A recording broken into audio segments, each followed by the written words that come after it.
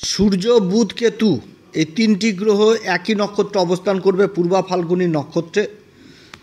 এই সেপ্টেম্বরের 7 তারিখ থেকে একদম সেপ্টেম্বরের 14 তারিখ পর্যন্ত এই তিনটি গ্রহের একই নক্ষত্রে অবস্থান তুলা রাশির ক্ষেত্রে কীরকম প্রভাব ফেলবে। কারণ পূর্বা ফাল্গুনী নক্ষত্র হচ্ছে শুক্রদেবের নক্ষত্র, আর শুক্র হচ্ছে এই তুলা রাশির ক্ষেত্রে অধিপতি। তাহলে এই তিনটি গ্রহের একই নক্ষত্রে অবস্থান কোন দিক থেকে তুলা রাশি লাভবান হতে যাচ্ছে এই সময়, আবার কোন দিক থেকে বিশেষ সাবধানে থাকতে হবে এবং কোন বিশেষ উপাচার করবে আজকের এই ভিডিওতে তুলে ধরব। তো যাই হোক, অনুষ্ঠানটি শুরু করার আগে সমস্ত দর্শক বন্ধুদের নমস্কার জানাচ্ছি। তার সাথে বলবো, যারা বহুদিন ধরে অনুষ্ঠান দেখছেন এখনও পর্যন্ত সাবস্ক্রাইব করেননি অবশ্যই সাবস্ক্রাইব করবেন। এই চ্যানেলের সঙ্গে থাকুন, জ্যোতিষীয় সম্পর্কিত অনেক তথ্য জানতে পারবেন। তবে আমি কোনো রকমভাবে কোনো দর্শক বন্ধুকে বিভ্রান্ত করার চেষ্টা করছি না। এটা গ্রহের গোচরের উপরই আলোচনা করা হচ্ছে, কারো কোনো রকম ব্যক্তিগত কুষ্টি ধরে আলোচনা নয় এবং চন্দ্ররাশি অনুসারেই বলা হচ্ছে। পূর্বা ফাল্গুনী নক্ষত্রের অধিপতি হচ্ছে শুক্রদেব, আর শুক্রদেবের এই নক্ষত্রে অবস্থান করছে এই তিনটি গ্রহ। তো তিনটি গ্রহ বলতে সূর্য হচ্ছে কি তুলা রাশির ক্ষেত্রে লাভের ঘরের অধিপতি, হয়ে লাভের ঘরেই অবস্থান করছে। এই পূর্বা ফাল্গুনী নক্ষত্র সিংহ রাশিতে পড়ে, যার 4টি চরণই কিন্তু সিংহ রাশিতে, এবং এই নক্ষত্র হচ্ছে কি খুবই ভালো নক্ষত্র। এই নক্ষত্রের অধিপতি হচ্ছে শুক্রদেব, কিন্তু আবার অধিপতি দেবতা হচ্ছে ভাগ হচ্ছে কি সৌভাগ্যের দেবতা, অর্থাৎ সৌভাগ্যের দেবতার নক্ষত্রে তিনটি গ্রহ অবস্থান করছে লাভের ঘরে। শুক্রের এই নক্ষত্রে কেতু তো আগে থেকে অবস্থান করছে পূর্বা ফাল্গুনী নক্ষত্রে। এবার সূর্য 31শে আগস্ট থেকে এই নক্ষত্রে চলে এসছে। এবার বুধ কিন্তু 7 তারিখ থেকে ঢুকে গেল এই নক্ষত্রে। বুধ হচ্ছে তুলা রাশির ক্ষেত্রে কারক গ্রহ। বুধের সাধারণ রাশি মিথুন রাশি, এই রাশিটাই পড়ছে ভাগ্যের ঘরে, আর মূল ত্রিকোণ রাশি কন্যা রাশি পড়ছে দ্বাদশ ঘরে। তো এই ভাগ্যের ঘরের অধিপতি বুধ এবার এই রাশির অধিপতি শুক্রদেবের নক্ষত্রে অবস্থান করছে লাভের ঘরে। আর অপরদিকে শুক্রদেব রাশির অধিপতি অবস্থান করছে আবার কর্মের ঘরে কর্কট রাশিতে এবং বুধের নক্ষত্র অশ্লেষাতে। অর্থাৎ একটা অদ্ভুত সংযোগ কিন্তু এই সময়কালে উঠে আসছে। খুবই ভালো নক্ষত্রে অবস্থান তিনটি গ্রহের।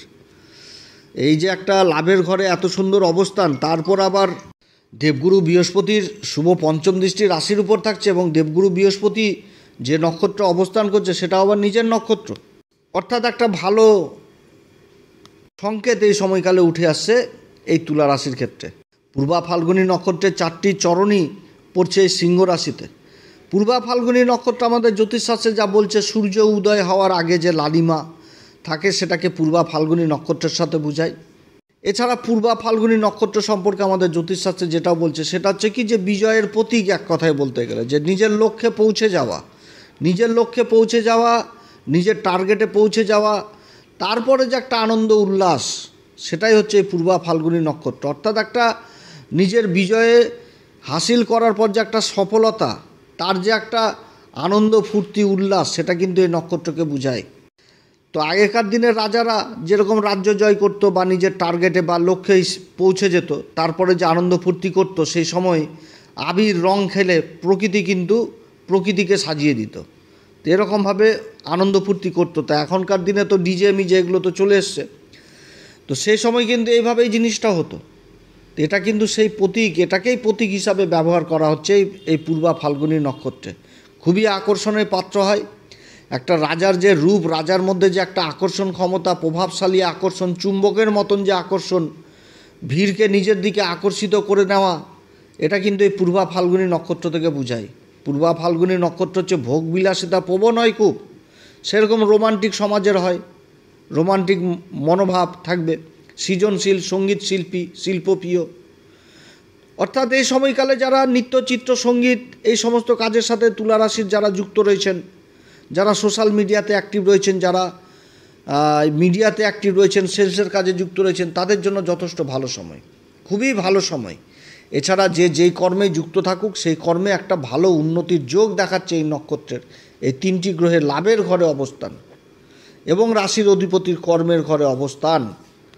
কেতু সাথে রয়েছে, কেতুর অবস্থান এই পূর্বা ফাল্গুনী নক্ষত্রে। কেতুকে আমাদের বেদে ধ্বজা বলা হয়, অর্থাৎ পতাকা, যার স্থান কিন্তু সবার উপরে, তাহলে বিজয় পতাকা এখানটাতে বুঝাচ্ছে লাভের ঘরে। তো যেদিকে যাবে সেদিকেই এখন ভালো ইনকামের সোর্স পাবে এই তুলা রাশি। যারা দীর্ঘদিন ধরে কোনো কাজের চেষ্টা করছেন সেই কাজগুলো লাভ হবে। আবার যাদের জীবনে প্রমোশনের ব্যাপার চলছে বা কোনো বেতন বৃদ্ধির যোগ রয়েছে, দাবি দেওয়া, এই সমস্ত জিনিসগুলো উঠে আসছে। যাদের call letter, promotion letter, interview letter বা অ্যাপয়েন্টমেন্ট লেটার আটকে পড়ে রয়েছে, সেই কাজগুলো দ্রুত হওয়া সম্ভব থাকছে। বিদেশ সংক্রান্ত কাজগুলো যথেষ্ট সফলতা পাবে এই সময়কালে এই তুলা রাশি। বিদেশে যাওয়ার যারা চেষ্টা করছেন বা যারা বিদেশি কোম্পানিতে কাজের চেষ্টা করছেন, সেদিক থেকে একটা খুশির সংবাদ এই সময়কালে পাবে। যারা ব্যবসা বাণিজ্যের সাথে যুক্ত রয়েছেন তাদের রোজগারের ইনকাম, আমদানি যথেষ্ট বৃদ্ধি পাবে এই সময়কালে। সমাজে মান সম্মান, পদ প্রতিষ্ঠা এগুলো যথেষ্ট বৃদ্ধি পাবে। অর্থাৎ একটা বিজয়ী এই জিনিসটা বুঝাচ্ছে কিন্তু এই সময়কালে। আর এই নক্ষত্রের যে পুরুষার্থের কথা বলা হয়েছে আমাদের জ্যোতিষশাস্ত্রে, সেটা কিন্তু হচ্ছে কাম, অর্থাৎ মনের ইচ্ছা বাসনা।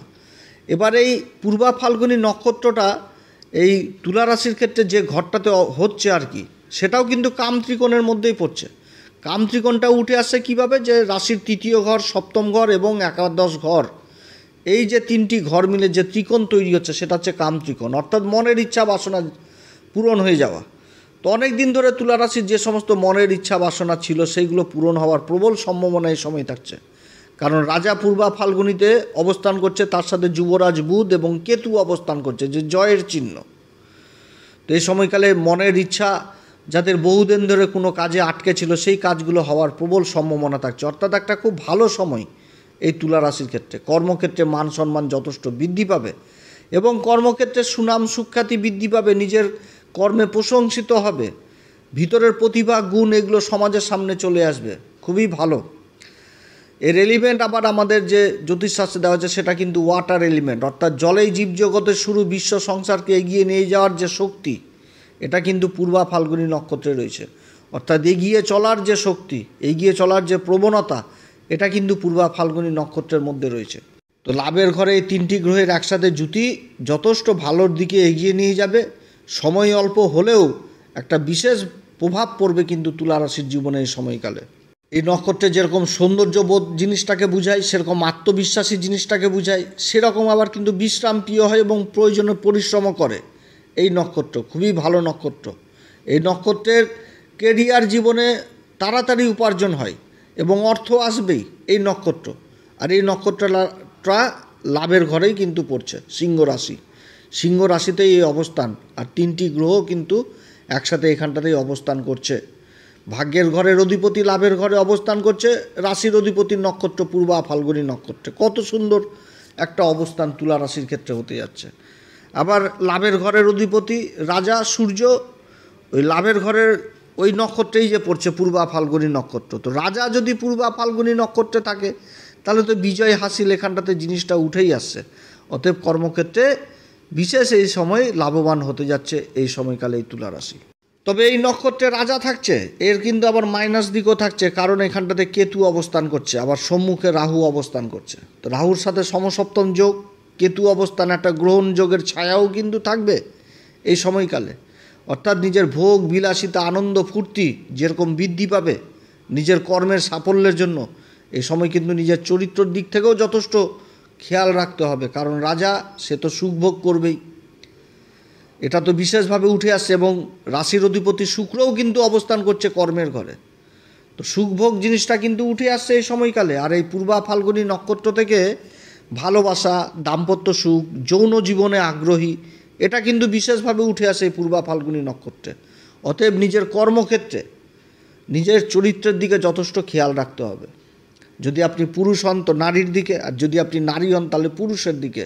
বিপরীত লিঙ্গের প্রতি একটা কিন্তু বিশেষ এই সময়কালে আকর্ষণও উঠে আসবে। অতএব নিজের চরিত্রের দিক থেকে যথেষ্ট সজাগ থাকতে হবে, না তো কিন্তু কলঙ্কও লেগে যাওয়ার সম্ভাবনা থাকছে। এদিকে বিশেষভাবে সাবধান।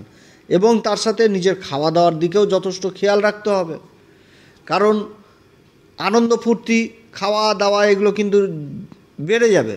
এবং এই একাদশ ঘর থেকে কিন্তু অসুখ বিসুখ দেখা হয়। অতএব এদিক থেকে কিন্তু সাবধান খাওয়া দাওয়ার দিকে, যে অত্যধিক ভালো মন্দ খাওয়া দাওয়া করতে যে আবার ভালো ভালো অসুখ ডেকে নিয়ে আসা, এটাও কিন্তু বুঝাচ্ছে এই পূর্বা ফাল্গুনী নক্ষত্রে। এবং তার সাথে এই জিনিসটাও উঠে আসছে, সেটা হচ্ছে যে মনের মধ্যে একটুতে ক্রোধ, অহংকার, ইগো, এই জিনিসগুলোও কিন্তু বৃদ্ধি পাবে পূর্বা ফাল্গুনী নক্ষত্রে থাকাকালীন। তো তুলা রাশিকে কিন্তু এটাও বুঝতে হবে, এদিক থেকেও কিন্তু সাবধান। হ্যাঁ, এই নক্ষত্র যে জায়গাতে যাবে সেই জায়গাটাতে বিফল হবে না, খুবই ভালো নক্ষত্র, সৌভাগ্যের দেবতার নক্ষত্র অবস্থান, খুবই ভালো নক্ষত্র, জীবনে এগিয়ে যাওয়ার নক্ষত্র, পিছিয়ে যাওয়ার জন্য না। তবে অনেক দাদা দিদি ভাই বোনদের জন্মকুষ্ঠিতে আবার গ্রহের অবস্থান খারাপ রয়েছে, তো তাদের ক্ষেত্রে হয়তো ফল যথেষ্ট কমে যাবে। আবার যাদের জন্মছকে গ্রহের অবস্থান ভালো রয়েছে তারা কিন্তু খুব ভালো একটা কিন্তু ফল পাবে এই সময়কালে, এই পূর্বা ফাল্গুনী নক্ষত্রে। এই সময়কালে কোন উপাচার করবে? প্রত্যেক দিন হনুমান চল্লিশা, বজ্রংবাণ, শ্রীরাম সীতার প্রণাম মন্ত্র সহকারে পাঠ করবেন, সূর্যদেবকে অর্ঘ্য দিবেন এবং পিতাকে যথেষ্ট স্নেহ করবেন। যে কোনো কাজ করতে গেলে পিতার আশীর্বাদ অবশ্যই নেবেন। এই সময়কালে পিতার সাথে গণ্ডগোল, অশান্তি করা মানে জীবনের নিজের দুর্ভাগ্যকে ডেকে নিয়ে আসা, এটা কিন্তু মনে রাখতে হবে এই তুলা রাশিকে। কারণ লাভের ঘরের অধিপতিই হচ্ছে সূর্য, আর সূর্য হচ্ছে পিতার কারক। অতএব পিতাকে যথেষ্ট সম্মান এই সময়কালে করতে হবে। এবং তার সাথে যে কোনো কাজ হুটহাট ডিসিশন না নিয়ে করা যাবে না। এই সময়কালে যে কোনো কাজ করতে গেলে বাড়ির গার্জেনের সাথে অবশ্যই বসে আলোচনার মাধ্যমে সেই কাজকে এগিয়ে নিয়ে যেতে হবে। তো যাই হোক, আপনারা সবাই ভালো থাকেন। এরপরে আবার যদি কোনো সময় এরকম রুচক কোনো যোগ হয়, এই যোগগুলো তো সচরাচর হয় না, মাঝে মধ্যেই হয়, তো এরকম কোনো রুচক যদি জ্যোতিষীয় সংবাদ থাকে আপনাদের সামনে অবশ্যই তুলে ধরব। যদি এই আলোচনা সত্যিই ভালো লাগে তাহলে নিজের ভেবে এই অ্যাস্ট্রো এস এম বাংলা চ্যানেলকে অবশ্যই সাবস্ক্রাইব করবেন। আপনারা যখন সাবস্ক্রাইব করেন খুব ভালো লাগে, অনুপ্রাণিত হয়, এগিয়ে যাওয়ার পথ পাই, খুবই ভালো লাগে। আপনারা সবাই ভালো থাকেন। এরপরে আবার আসবে একটি পর্ব নিয়ে। নমস্কার, ধন্যবাদ।